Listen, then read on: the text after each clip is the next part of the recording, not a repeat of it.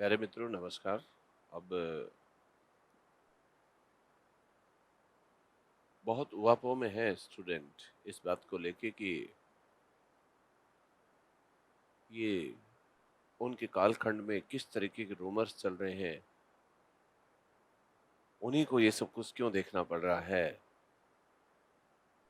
तो मैं एक बात बता दूं, जीवन में कभी भी जीवन आसान नहीं रहा है, हमेशा ही मुश्किलों का सामना करना पड़ रहा है। आज हम बात करने जा रहे हैं ग्रेड थर्ड भर्ती परीक्षा के आयोजन के उपरांत आपकी वस्तु स्थिति लगभग लगभग आपको पता चल चुकी है।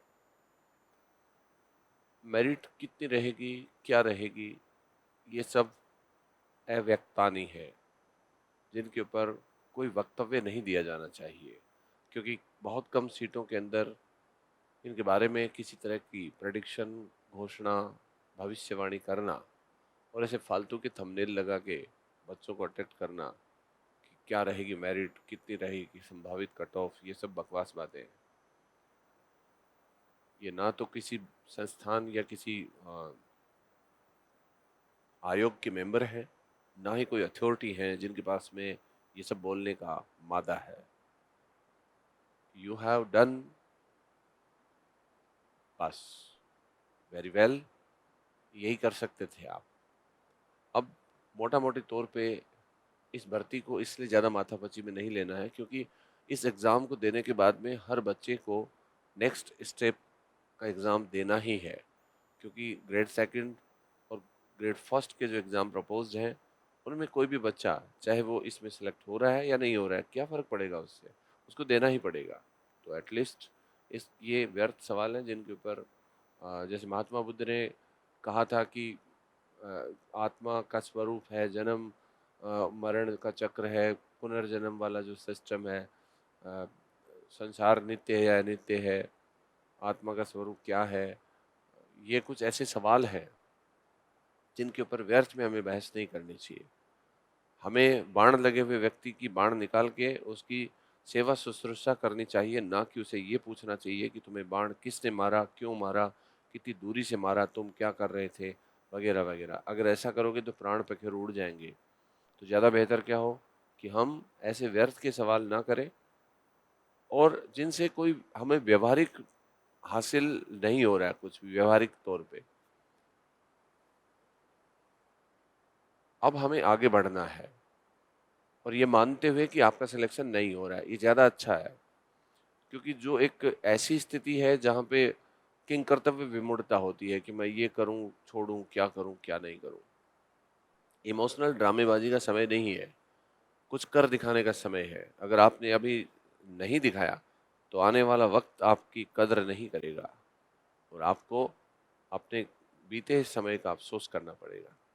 तो निश्चित रूप से आपसे उम्मीद है कि आप अपने अफसोस की कीमत ना चुका के मेहनत की कीमत चुकाएंगे। मार्केट में क्या हो रहा है, क्या रूमर्स चल रहे हैं, कहीं पे किसी आयोग या किसी भर्ती परीक्षा एजेंसी के खिलाफ कुछ इंक्वायरीज हैं, इनको लेकर भी आपको व्यर्थ में चिंता करने की आवश्यकता नहीं है, क्योंकि ये कानून का काम है।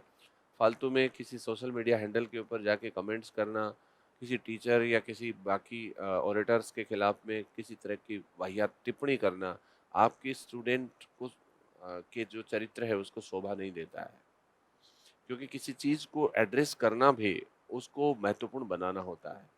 तो आप इग्नोर करना सीखें। इग्नोरेंस इज ब्लिस एक कहावत है। हमेशा इग्नोरेंस जो है वो ज़्यादा अच्छी होती है। कुछ लोग फंसे रहते हैं छोटी छोटी बातों में, तो आपको छोटी छोटी बातों से बाहर निकलना है। क्योंकि जितना समय आप किसी चीज़ की सर्जरी करने में या मिथ्याचार करने में या मिथ्या वचन में, या फिर सही भी हुआ तो क्या है, आप क्या करेंगे, आप और हम क्या कर सकते हैं। आप और हम केवल मेहनत कर सकते हैं, मेहनत हमें करनी चाहिए। मूल्यांकन आपका खुद स्वयं करें, किसी से सर्टिफिकेट लेने की आवश्यकता नहीं है। हर व्यक्ति को पता होता है कि उसकी क्या स्ट्रेंथ है और उसकी क्या कमजोरी है। आपकी कमजोरियों को दूर करने की कोशिश करें। जो पिछली भर्ती परीक्षा में आपने गलतियां की हैं उनको आप सुधारें, जिससे कि आपका फ्यूचर जो है वो अच्छा हो। हाँ, संचित कर्म और प्रारब्ध कर्म हमारे पिछले जन्मों के कर्म हैं, लेकिन संचयमान कर्म हमारे इस जन्म के कर्म हैं, इनको करके हम अपना भविष्य सुरक्षित कर सकते हैं। चारों ओर से सहानुभूति लेने की कोई आवश्यकता नहीं है कि मार्केट में बहुत गड़बड़ हो रहा है, भर्ती एजेंसियां खराब दिशा की ओर जा रही हैं तो उसके खिलाफ कानून काम करेगा। आप और हम कुछ नहीं है उसमें। आप व्यर्थ में अपना समय जाया करके और फिर आपको पता चलेगा कि आपने 10 दिन 20 दिन खो दिए, और यार पढ़ना तो पड़ेगा ही। ठीक है, तो ये बात थोड़ी ध्यान रखनी है। स्टूडेंट को डिसिप्लिन में रहना, रेगुलरिटी रखना और अपने लाइक्स और डिसलाइक को मेंटेन करना और उसकी प्रायोरिटी जो है उसको डिफाइन करना पड़ता है। अगर आप ऐसा करना नहीं जानते, आप छोटी छोटी चीज़ों में उलझना चाहते हैं, टीचर्स के मेरिट्स के जो ऑब्जर्वेशन प्रेडिक्शन है उनके साथ में आप रहना चाहते हैं, आप जगह जगह क्लिक कर करके देख रहे हैं, कोई मतलब नहीं है।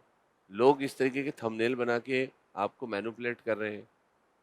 पहले आप ये देखिएगा कि जो बता रहे हैं वो खुद क्या है। तो इसलिए आप व्यर्थ में कहीं से ये सर्टिफिकेट ना लें और आप ईमानदारी के साथ में आगे बढ़ें। आप उन लोगों से ज़्यादा क्वालिफाई हैं, उन लोगों से ज़्यादा कैपेबल भी हैं जो लोग आपको बता रहे हैं। ये वक्त का पहिया है, तुम थोड़े बाद में पैदा हुए हो, बाकी लोग पहले पैदा हो गए। इनके एकेडमिक्स को उठा के देखेंगे आप, जो ऑरेटर्स हैं, तो आपको साफ साफ नज़र आ जाएगा कि आप कहीं कम नहीं है। बस आप अपने आप को कम मानने की जो भारी भूल कर रहे हैं, इसकी कीमत ही आपको चुकानी पड़ती है। इस बात का खास ख्याल रखें आप। व्याख्याता भर्ती परीक्षा पहले है, उसके लिए आपको अपने सब्जेक्ट और अपने जनरल स्टडी के जो पेपर है उसको बराबर का समय देना है। और किस तरीके से आपको देना है, ये एक रणनीति का जो वीडियो है मैं अलग से सेपरेटली बनाऊंगा, थोड़ा सा सिलेबस के साथ डिस्कस करके। आज तो मैं केवल आपको यही आगाह करने आया हूँ कि अभी का जो जो भी रेस्ट टाइम है, जो 3.5-4 महीने आपके पास सामने है, कि ये कम नहीं है। आप कुछ भी कर सकते हैं, आप सुनने से भी यहाँ पे आप जगमगा सकते हैं। हर दिन नया होता है, हर यात्रा नई होती है, हर पल नया होता है। किसी एक ट्रेडिशनल पैटर्न पर कभी चीज़ें सार्वभौमिक रूप से ना तो हासिल की गई है, ना हासिल की जाएंगी। सदैव इतिहास नए लिखे जाते हैं और सदैव नए कारनामे किए जाते हैं। आप उनमें से एक हो। आप जितना ज़्यादा इन्फॉर्मेशन लोगों से लेंगे, उतने ही आपके निर्णयों में बाधा आएगी।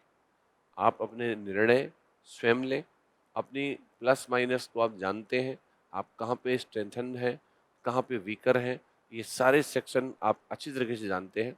इसलिए किसी व्यक्ति की बताई गई बातें अच्छी हो सकती हैं, लेकिन वो एकमात्र अच्छी हो ये आवश्यक नहीं है। एक व्यक्ति अपने निर्णय में जितने ज़्यादा लोगों को भागीदार बनाता है, उसमें उसका अपना व्यक्तित्व है, उसमें से गायब होता हुआ चला जाता है। आपका अपना निर्णय जब 10 लोगों के डिस्कशन में आता है तो 10 लोगों की सजेशन उस निर्णय में आ जाते हैं। ऐसे में फिर आप एक कोई वस्तुनिष्ठ निर्णय नहीं ले सकते हैं और एक ट्रांसपेरेंट निरपेक्ष निर्णय नहीं ले सकते। ट्रेंड के पीछे मत भागना आप। लोग क्या कर रहे हैं, लोग क्या कह रहे हैं, लोग किस तरीके से कर रहे हैं, लोग भाड़ में जाएं और आप जो है आगे बढ़ें। एक इम्पोर्टेंट चीज़ है। आप ये देखो कि जिन्होंने इतिहास बनाया किसी भी फील्ड में, चाहे वो धार्मिक सुधार आंदोलन हो, चाहे सामाजिक सुधार आंदोलन हो, चाहे वो राजनीतिक परिवर्तन रहे हो, चाहे कोई राजवंश हो, कोई डेमोक्रेसी हो, वहाँ पे एक व्यक्ति ने सोचा था, उसके बाद में उसके साथ में बाकी लोग खड़े हो गए। तो वो व्यक्ति आप बन सकते हैं। आप हजार लोगों के साथ खड़े होकर उनकी तरह ना सोच के एक की तरह आप अलग ढंग से सोच सकते हैं, फिर 10,000 लोग आपकी तरह सोच सकते हैं। इस दुनिया का योद्धा और नेता आपको बनना है। इस संसार में जो जीवन आपको ईश्वर ने दिया है, उसको चरितार्थ करके जाएंगे आप। अपने आप में आस्था रखना, अपनी मेंटरशिप में आस्था रखना और योग्य जनों के समीप रहना और सजेशन लेके निर्णय अपने अधीन रखना ही आपकी कामयाबी का पहला आरंभ है। और कदापि जो बीता समय है उसको रिग्रेट ना करें कि क्या हो रहा है, क्या नहीं हो रहा है। कोई फ़र्क नहीं पड़ता इससे। तो आपका जो नेक्स्ट टारगेट है वो आपका स्कूल व्याख्याता और ग्रेड सेकंड है। ठीक है, ये है। रीट जिन बच्चों ने पढ़ा है अपने अपने सब्जेक्ट डिसिप्लिन में, खास तौर से जब मैं एसएसटी की बात करता हूँ, तो उन बच्चों ने ग्रेड सेकंड के अंदर कन्वर्जन लेना है तो कुछ ज़्यादा प्रॉब्लम नहीं है उसके अंदर, क्योंकि आप 3 सब्जेक्ट ऑलमोस्ट पढ़ चुके हैं, है ना? बल्कि 4 ही पढ़ चुके हैं, थोड़ा इकोनॉमिक्स का पार्ट भी आजकल आ जाता है। तो इस तरीके से 4 सब्जेक्ट आप पढ़ चुके हैं, साइकोलॉजी वगैरह है वो सब भी आपके इसमें है, राजस्थान का जीएस वगैरह भी आप पढ़ लेते हैं। उसके बाद राजस्थान बोर्ड की जो बुक्स हैं उनको आप 12th लेवल तक पढ़ लें तो ज़्यादा अच्छा रहेगा, ये सबसे बेनिफिशियरी सॉर्ट रहेगा आपके लिए। क्योंकि एग्ज़ाम सेटर्स जो है आजकल ज़्यादातर क्वेश्चंस के किसी स्प्लिट में नहीं पढ़ना चाहते हैं, विरोधाभास में नहीं पढ़ना चाहते, इसलिए वो बोर्ड की बुक्स को कंसिडर कर रहे हैं। तो थोड़ा सा एक बार गो थ्रू होना आपको इसमें से। और इसमें ग्रेड सेकंड में जो आपके 4 सब्जेक्ट हैं स्पेशली, जो जो आप ऑलरेडी पढ़ चुके हैं, जैसे हिस्ट्री है, ज्योग्राफी, पॉलिटी, इकोनॉमिक्स वगैरह, उसके साथ अब आपके दर्शन है, सोशियोलॉजी है और एक पब्लिक एडमिनिस्ट्रेशन है, 3 नए सब्जेक्ट हैं।